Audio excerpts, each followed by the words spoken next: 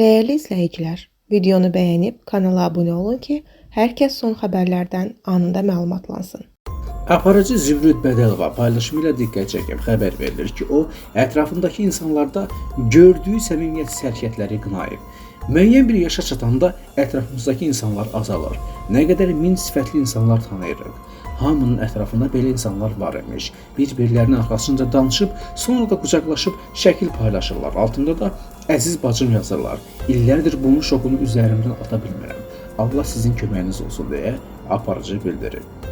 Müğənni Vəfa Şərifova bıçaq altına yatacağını bildirib.